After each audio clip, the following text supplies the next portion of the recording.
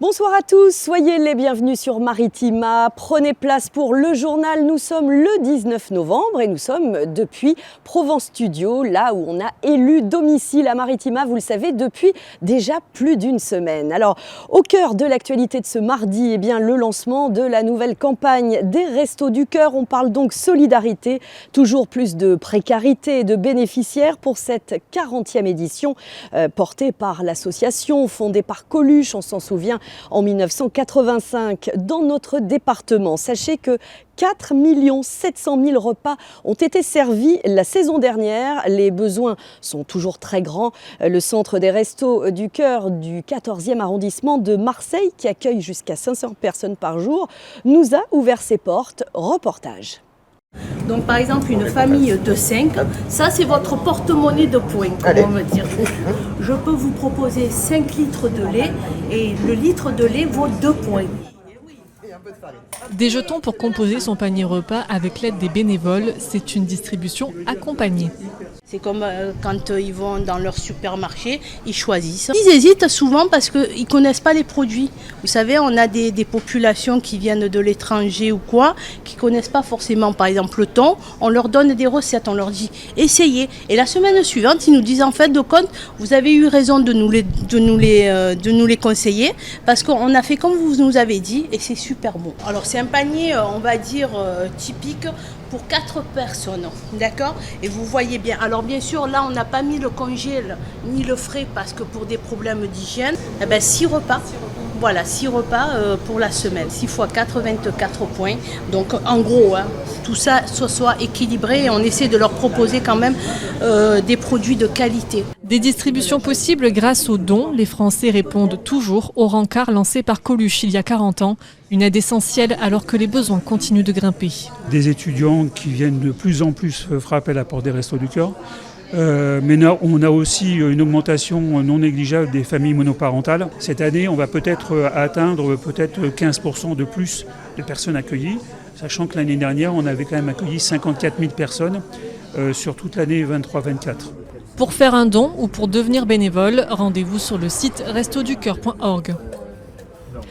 On compte évidemment sur vous. Merci à notre rédaction marseillaise pour ce reportage. Alors selon l'Observatoire des Restos du Cœur, plus d'1,3 million de personnes ont été accueillies dans les différentes structures de l'association pour la saison dernière. Cette année, l'accent est mis sur les enfants et l'accompagnement des mères célibataires. Je vous propose d'écouter le témoignage d'Anaïs. Elle est mère célibataire et bénéficiaire des Restos du Cœur. Elle est au micro de Manuel Danlois. Moi, dans mon cas de figure, c'était pour m'accompagner justement à un changement de vie radical. Donc une séparation, un divorce, seule avec 3 enfants et avec un projet de reprise d'études. Donc forcément, ils m'ont accompagnée. Ça fait 4 années maintenant qu'ils m'accompagnent et qu'ils me soutiennent. Donc ce qui m'enlève quand même une grosse épine du pied. Et mes enfants le vivent beaucoup mieux, forcément, grâce à cette bienveillance que nous recevons.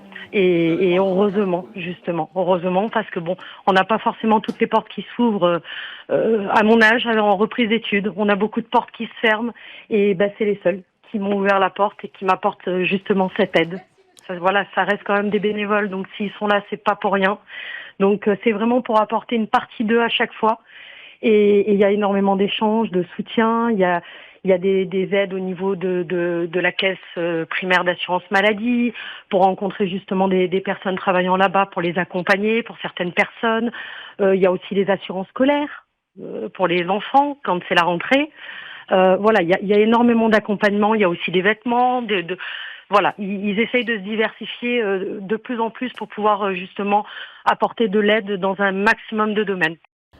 À la page sociale, l'actualité extrêmement chargée également. Retour sur l'opération coup de poing hier soir pour les agriculteurs de notre département.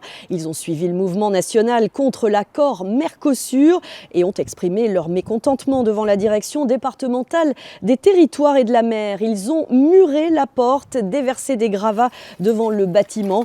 Pour rappel, cet accord de libre-échange entre l'Europe et l'Amérique latine met les agriculteurs français en danger face à une concurrence déloyale. Jérôme Mazli, arboriculteur à Plan d'Orgon, membre de la FNSEA 13, est au micro de Cyrielle Bazikowski. La stratégie élaborée par la FNSEA, c'est de multiplier les opérations coup de poing sur l'ensemble des territoires pour montrer notre détermination sur la volonté de nos exploitants de continuer à produire français sur le territoire français. Et pourquoi la DDTM? Parce que c'est le symbole de l'État sur le territoire, parce qu'on est asphyxié par un millefeuille administratif. Et ça, on le dénonce parce qu'on est asphyxié par les normes, on est asphyxié par les réglementations. On passe plus de temps bientôt à travailler sur des dossiers et des papiers qu'à travailler vraiment à nourrir nos concitoyens. Le ministre de l'Intérieur qui a fait une citation aujourd'hui qui dit que personne n'est au-dessus de la loi et qu'il ne veut pas de blocage longue durée. Qu'est-ce que vous répondez à ça? Alors ça dépendra de eux, parce que les agriculteurs, ils ne veulent pas mourir. Je trouve que c'est un peu à l'emporte-pièce sa déclaration, parce que la FNSEA 13 a toujours été un syndicat responsable. Les agriculteurs ont toujours été responsables et on a continué à l'être. Et on continuera à le devenir. Et ça, je trouve que c'est un peu dommage de sa part. C'est un peu mépriser la profession agricole. D'autres opérations de ce genre se dérouleront ailleurs dans notre département. Durant la semaine, la FNSEA et les jeunes agriculteurs seront notamment à Traits, en Pays d'Aix, vendredi, et puis à Aix, le 29 novembre prochain. Alors, pas si simple de trouver un terrain d'entente entre agriculteurs. Quelle est la position de la Confédération paysanne? Eh bien, voici la réponse avec le porte-parole départemental François Borel. Il est également agriculteur. Mercosur, c'est un accord de libre-échange. Il y en a une multitude, on parle que de celui-là parce que c'est celui dont la FNSEA et les JA parlent en ce moment. Et nous, les accords de libre-échange, on est contre depuis le début. Il y a 20 ans, plus de 20 ans, quand le McDo de Millau a été démonté, c'était déjà contre la mondialisation des échanges. Donc ça fait très très longtemps que la Confédération paysanne se bat contre tous ces accords de libre-échange qui mettent sur le même pied d'égalité les produits industriels, tout type de produits industriels et les produits agricoles et alimentaires. Nous, on a plus l'impression là que les manifs dont on entend parler, c'est un peu une manipulation de la part des dirigeants nationaux de la FNSEA, JA et de la coordination rurale, puisque les dirigeants, entre autres le dirigeant de la FNSEA, mais toute cette équipe-là, font partie d'un des plus grands groupes agroalimentaires européens.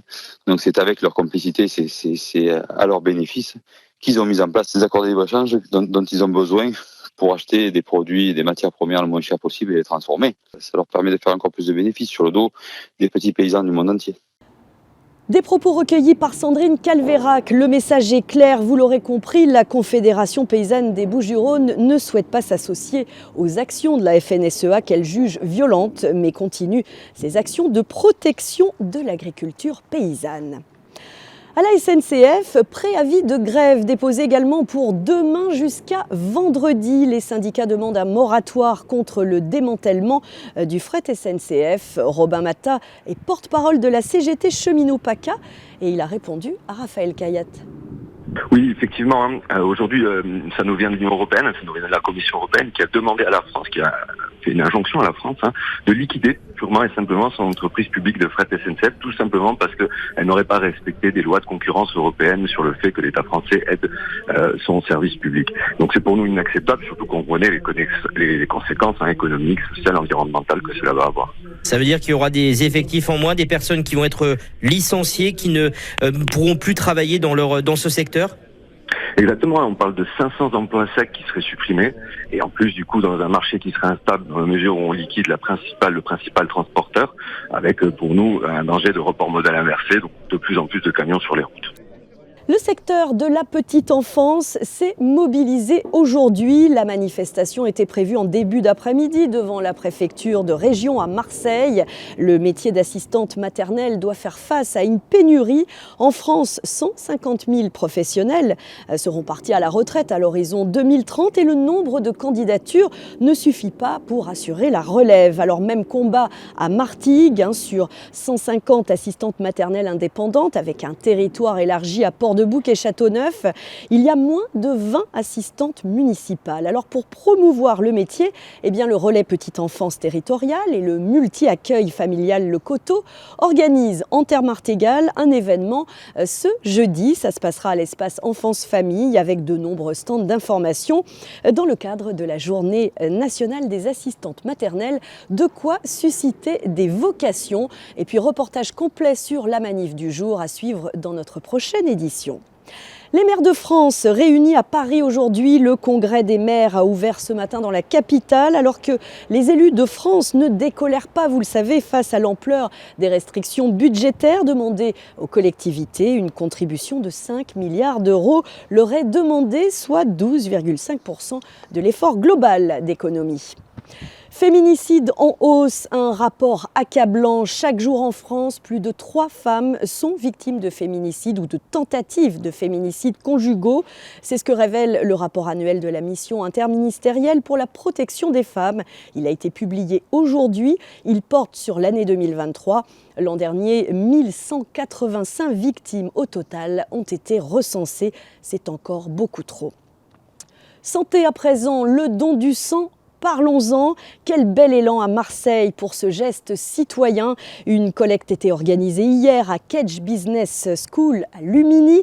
Une opération portée par une association du campus marseillais en lien direct avec l'établissement français du sang. Reportage sur place, signé Nordine Ali Saïd. Donc là, je te mets de la bétadine, le garrot, je te laisse pendant tout le long du don, ça dure 5 à 10 minutes. Ce dispositif, mis en place au campus de Lumini, a permis à plusieurs étudiantes de s'initier au don du sang. C'est la première fois. C'est ma première fois. Une nouvelle expérience donc pour Lucie et Mamoun qui sont donc convaincus de leur geste. Et il n'y a pas assez de personnes qui donnent leur sang en France, donc c'est bien de pouvoir donner son sang, surtout à Kedge. On est à l'école, on allie l'utile et l'agréable. J'avais voyagé juste avant dans un pays où je ne pouvais pas donner mon sang ici, et du coup là maintenant que c'est à Kedge, en sortant de cours, je peux le faire, c'est beaucoup plus simple. Emma, 20 ans, fait partie des habitués, elle donne son sang plusieurs fois par an. Mon grand-père avait eu un cancer du sang et il avait un sang qui était très rare, il était AB+, et du coup je trouve ça normal de donner parce qu'il me manque beaucoup de sang, on a besoin de litres et de litres de sang par jour. 450 millilitres de sang sont prélevés par donateur, soit 10% du volume sanguin total d'un adulte moyen. Il faut donc s'y préparer. Alors nous, ce qu'on conseille, c'est du coup de ne pas pratiquer de sport pendant les 24 heures qui suivent le don, d'éviter de fumer dans les 2 heures qui suivent pour éviter un malaise et de passer par la collation, de rester bien 20 minutes. C'est un temps de surveillance qui est obligatoire pour voir que la personne se sente bien et après surtout bien s'hydrater. Cette opération se répète 4 fois par an, mais il faut continuer la prévention pour Aglaé Deloy, étudiante et responsable de l'association Boutchoum. On ne se rend pas trop compte, quand on voit juste une aiguille et du sang, ça peut faire peur. C'est pour ça que nous, on est là pour leur montrer qu'il y a une sensibilisation qui peut être faite derrière. Un don du sang, ça peut sauver 3 vies. Et même si, imaginons que le sang il soit retesté par derrière et qu'on ne puisse pas le donner aux personnes dans le besoin, il va servir à la recherche et il peut servir d'obtenir des résultats beaucoup plus importants. Une journée réussie pour Aglaé Deloy et l'établissement du sang français avec 90 donateurs ce lundi. N'hésitez plus, donnez votre sang et sachez d'ores et déjà qu'à Martigues, elle est prévue le 28 novembre. On aura l'occasion évidemment de vous le rappeler, comptez sur nous. Allez, on passe au sport avec du football. Le FCM dans la tourmente. Et oui, le club martégal épinglé par la DNCG, vous savez, le gendarme du foot pour un problème financier.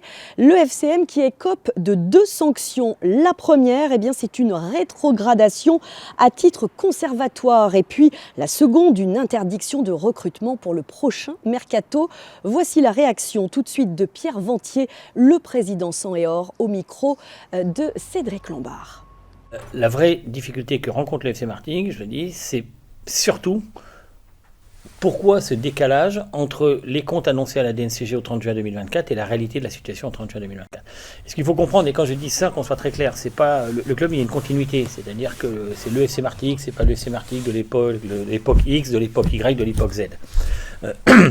Mais en attendant, et je trouve ça personnellement tout à fait légitime, l'actionnaire souhaite que on y voit parfaitement clair sur tous les sujets, et la DNCG aussi. Voilà.